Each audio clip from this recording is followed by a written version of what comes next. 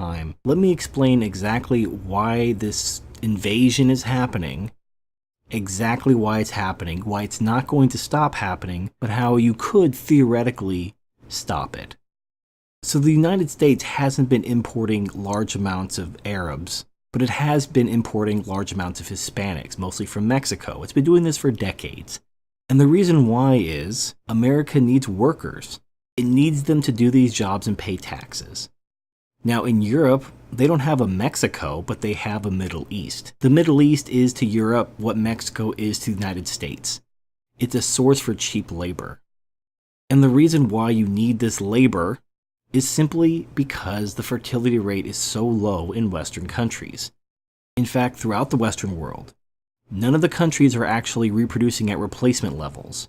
Many will argue that we don't need to have more children. There's enough people in the world. Why don't we just slowly kind of curb back our reproduction, maybe have a smaller human race? And there's merit to that argument, but here's the problem. You need a large population for three things. You need them for the military. You need to make sure other countries don't invade you. If they have a larger army than you, they could overrun you and take you over. However, this has been offset by things like drones, technology, missiles. The size of your army isn't as important as it was millennia ago. Now, the second reason why you need a large population is labor. If you have fewer workers, you have fewer people doing all the jobs that keep your society running. But again, robotics solve this problem. You have robots doing so many jobs now, and they're usually like the shitty jobs that no one wants to do anyway.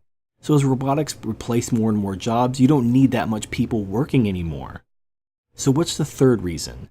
The third reason is you need human beings to be working to pay taxes. And this is the only aspect where you can't replace them with robots, because robots don't pay taxes. They don't get paid. There's no money exchanging hands. So there's no taxes to be paid, thus the government can't extract resources from these robots. They need human workers to work in these jobs and pay taxes.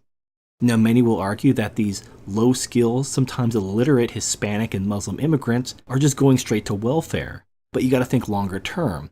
Often, this has been the case especially with Hispanics, the first generation is illiterate and destitute and they have no workable skills, but their children, being raised in the American school system, get good paying jobs and pay taxes. And again, because the native population isn't reproducing, you have to import them. So you import the Hispanics, you import the Muslims, and their children become productive members of society. That's the idea anyway. It's not always working out that way because you have the extremist element.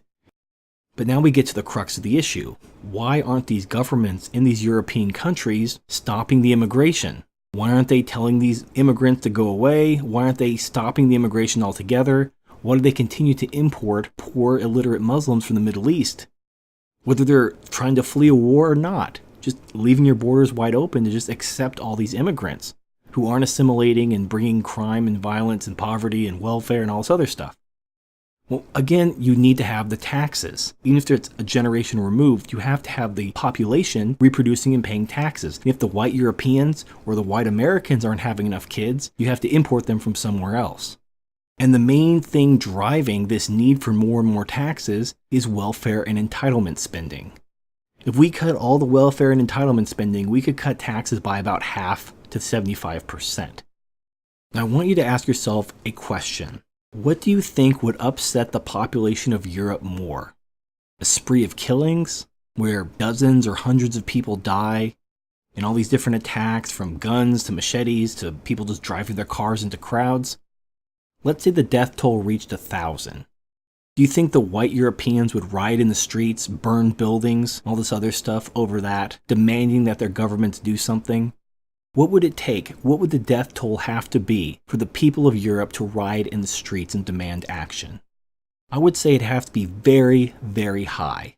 But if you want to see the people of Europe riot tomorrow, all you have to do is threaten their welfare. And they will be out in the street with pitchforks and torches. You saw this in Greece with the whole austerity thing. Europeans are more than willing to riot when their welfare is threatened, but they're not going to riot because some immigrants are killing and raping their people. It's darkly comical in a way. Europeans and Americans to an extent, because, there's crime and poverty and stuff from the Hispanic community, not to the degree of the Muslim community, but it's pretty bad. Nobody cares. It's just accepted because we have to keep things going. If these programs were threatened, people would get violent. People would riot. So here is the bottom line, and you can quote me on this. You can put it on a t-shirt for all I care. The violence in Europe will continue, and it will get worse until the white Europeans fear the violence and the rapes of the immigrants more than they fear losing their welfare benefits. When that day comes, the immigration will stop, but until that day comes, it's going to get worse. Because it's the only thing the government can do. They're making the best decision they can. If you're a politician, you're trying to please your voters. They're demanding that you stop this immigration, that you turn all these Muslims around, that you keep the crime and the rapes and all that stuff from happening. That's all well and good. But what are you going to do about the welfare deficit? Where are your workers going to come from? Your people aren't reproducing. You have to think about these things. So you do some cost-benefit analysis. You know that if you cut their welfare benefits, they're going to riot in the streets. If you let a bunch of immigrants in, and a small percentage of them commit crimes and murder and rape people, it's terrible, it's a tragedy, but no one's going to riot in the streets. Nobody has rioted in the streets. Not to the extent they would if their welfare benefits were being threatened. And that's why you make that choice. That's why you embrace the immigration. That's why you accept the murders and the rapes as just the cost of doing business. So if you want to stop the immigration, the violence, the rapes, all that fun stuff, you have to be willing to cut your welfare, because that's what's driving the need for immigration. Or you need to have more kids, but with all the feminist laws and the anti-male stuff, that's fucking suicide. So Europe is dying. It's literally dying. Its population is not reproducing. And to a large extent, it's to be expected. The reason why these poor countries have such a high fertility rate is because having a lot of children is your retirement plan. You have a lot of kids so that they'll take care of you when you're old. In fact, there are a lot of cultures where it's culturally expected for the children to care for their elderly parents. And that is a form of retirement. So you have a lot of kids, they take care of you when you're old, everyone's happy. Well, then the government comes in and says, well, we'll provide for your retirement, you don't have to worry about it. Well, then you don't need to have 5 or 6 kids. You can have 1 kid, 2 kids, maybe no kids. And your retirement is still assured. But the consequence of that is when people stop having a lot of kids, your population goes down.